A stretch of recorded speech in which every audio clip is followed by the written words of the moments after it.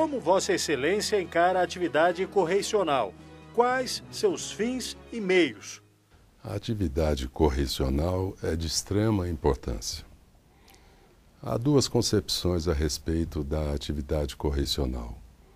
Uma que a considera mais no sentido punitivo, busca de falhas, incorreções, para eventualmente punir-se o magistrado que tenha incorrido nessas falhas. Uma outra concepção, que foi a concepção que orientou o meu trabalho como corregedor geral, é o sentido pedagógico de colaboração, porque até hoje não se descobriu o antídoto contra a falibilidade humana. Em muitos dos casos com os quais me deparei ao longo de 2 anos, percebi que eram erros possivelmente involuntários, alguns atrasos pontuais, justificáveis pelo fato de que o magistrado, ele também é um ser humano, tem as suas necessidades de convívio social, de convívio familiar, e sempre tive essa compreensão.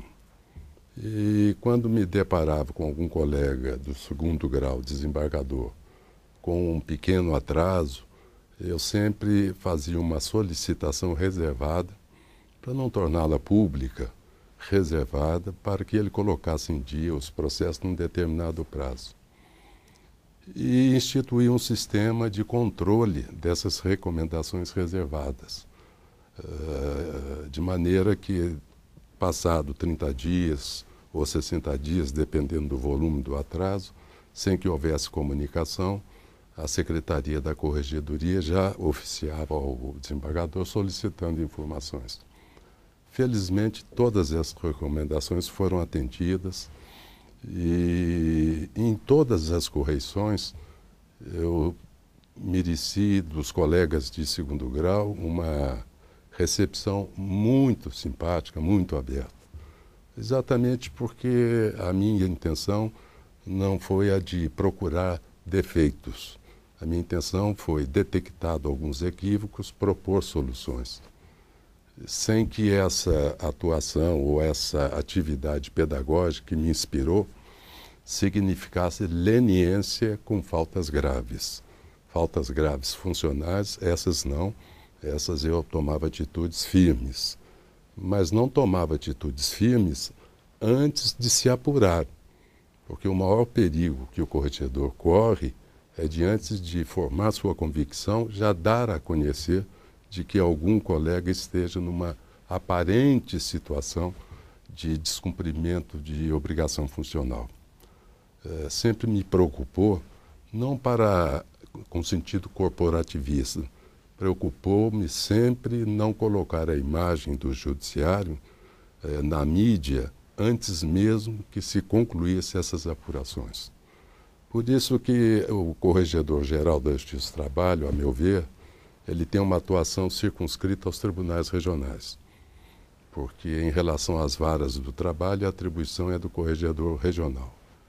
Daí porque eu sempre fazia as recomendações em relação aos colegas de 1º grau por meio do Corregedor Regional e depois cobrava dele, Corregedor Regional, a implementação das recomendações que havia feito. E surtia efeito. Certa vez, isso eu insistia muito, e me parece que ainda ocorre, e vai depender de uma atuação mais firme, não da Corregedoria, mas penso do Conselho Superior da Justiça do Trabalho, que é o caso de o juiz titular de vara do trabalho ter como auxiliar um juiz substituto. Em vez de eles somarem para aumentar a produtividade, eles dividem essa atividade jurisdicional. E com isso a produtividade é a mesma daquela em que a vara detinha apenas o seu titular. Insisti ao longo desses 2 anos para que nesses casos houvesse esse aumento de produtividade e que os corregedores regionais monitorassem seguidamente para perceber se havia ou não um aumento de produtividade. Não tive tempo de verificar se houve ou não um aumento, mas ao que me parece, conversando rapidamente com o ministro Ives, ainda persiste essa prática malsã em primeiro grau. Essa é a razão pela qual talvez tenhamos que tomar uma atitude maior já no Conselho Superior da Justiça do Trabalho. Qual a metodologia adotada por Vossa Excelência para realizar a correição geral nos tribunais trabalhistas e resolver as correições parciais que lhe foram apresentadas? As correições se dividem em ordinárias e extraordinárias. Extraordinárias é quando há uma ocorrência excepcional que demanda a presença do corregedor. Eu tive um caso desse, em que retornei a um tribunal no qual já tinha concluído uma correição ordinária para uma correição extraordinária em razão de uma denúncia que afinal se revelou improcedente. Mas a correição ordinária é precedida de uma comunicação ao tribunal corrigendo para que preste informações e, de posse dessas informações, traçamos uma linha de atuação. De início, o corregedor-geral sempre fica à disposição daqueles que o querem visitar, advogados, ordem dos advogados, eventualmente partes, os colegas que fazem visita de cortesia e, ao depois, trabalho, sempre trabalho. Durante o período em que atuei como corregedor-geral, a única coisa que eu pedi aos presidentes dos tribunais é que fornecesse a mim e a minha equipe, no primeiro dia, um almoço ou um lanche no tribunal. Porque chegávamos no tribunal às 8 da manhã e só saímos lá pelas 6, 7 ou 8 da noite. Então, o primeiro dia, os meus colaboradores até sofriam um pouco, porque ficávamos fechados no tribunal para o levantamento de todos os dados estatísticos. Enquanto isso, eu atendia aqueles que me procuravam e, na sequência, se faziam levantamentos de dados e, ao final, eu fazia a redação da ata. E instituímos um critério que a mim me pareceu interessante, porque até então não se adotava, que era a avaliação global do tribunal. Eu sempre relutei em fazer comparações entre os colegas em torno de produtividade, porque cada pessoa é diferente, né? Cada juiz é diferente na sua produtividade. Não é possível estabelecer-se um parâmetro em relação ao qual todos estejam no mesmo lugar. Aqui mesmo no TST nós temos ministros mais produtivos, outros nem tantos, mas não significa que aquele que seja mais produtivo esteja a proferir uma decisão segura, correta, e aquele que não seja tão produtivo também seja um juiz negligente, né? As coisas variam muito. Por isso que eu nunca me permiti fazer comparações entre a produtividade dos desembargadores. Eu procurava sempre priorizar a produtividade global do tribunal. Então, puxava-se uma média, variando, evidentemente, de desembargador para desembargador, e, ao final, chegava-se a uma média global do tribunal. E, normalmente, em torno de 99%, alguns cento e tantos %, ou seja, julgava-se mais processo do que o recebido. E, por isso, eu entendi que, ao final, na ata, se devia fazer uma avaliação geral do tribunal, para que o presidente e os demais membros pudessem ter conhecimento da percepção do corregedor-geral a respeito de todo o tribunal, ainda que fosse uma percepção momentânea, porque essas correições duravam em média uma semana. Mas isso sempre causou uma boa impressão, porque aquele tribunal que não estava, digamos assim, nas melhores das condições, eu enfatizava o fato, mas já adiantava a certeza de que o tribunal, cioso da sua obrigação perante a sociedade, haveria de reduzir sistematicamente aquele pequeno acervo. Porque quando se atua na corregedoria geral com sentido policialesco muito duro, ao invés de se atrair, cooptar a boa vontade, o corregedor acaba estabelecendo um clima de animosidade, um clima de não cooperação, porque os colegas se sentem intimidados.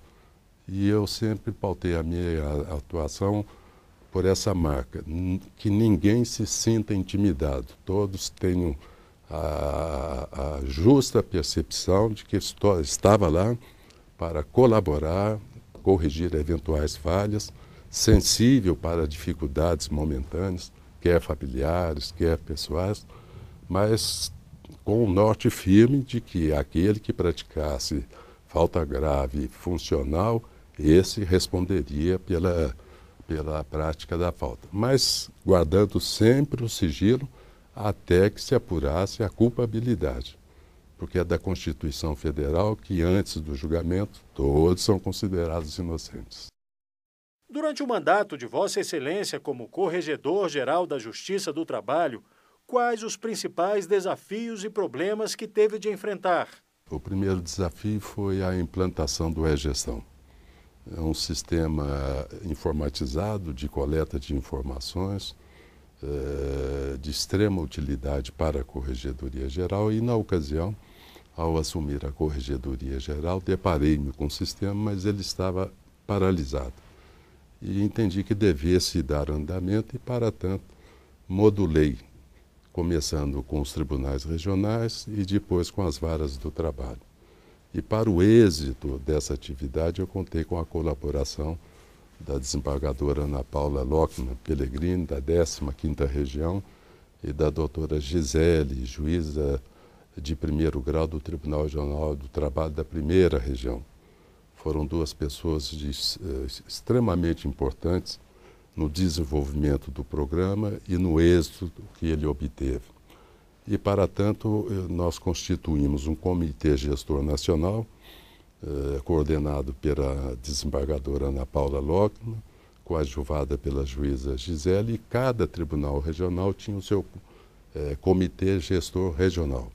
Então, eles se entendiam sob a coordenação desse comitê gestor nacional e, periodicamente, nos reuníamos para resolver alguns problemas no andamento do e-Gestão, reuniões das quais eu sempre participei na abertura para deixá-los mais à vontade a fim de que tratassem dos problemas sem a presença, às vezes, um tanto quanto intimidatória de um ministro.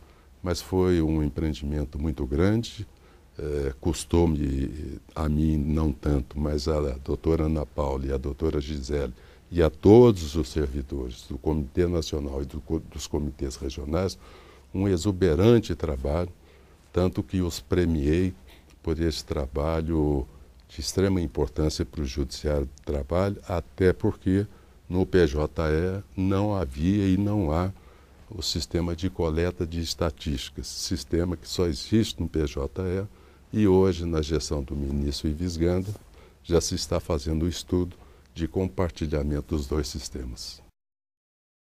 Ao fazer um balanço do período em que esteve à frente da Corregedoria Geral da Justiça do Trabalho, quais pontos e aspectos destacaria? O primeiro aspecto é que eu nunca tive pretensão a cargo administrativo no Tribunal Superior, a não ser a Corregedoria Geral. Eu sou magistrado de carreira, estou completando agora 34 anos de magistratura, iniciei com 25 para 26 anos de idade, numa época dificílima, em que o Judiciário do Trabalho não tinha recursos. Nós éramos indicados para a então junta, hoje varas do trabalho, e lá ficávamos jogados à própria sorte. E também nunca imaginei que algum dia chegasse ao Tribunal Superior como ministro.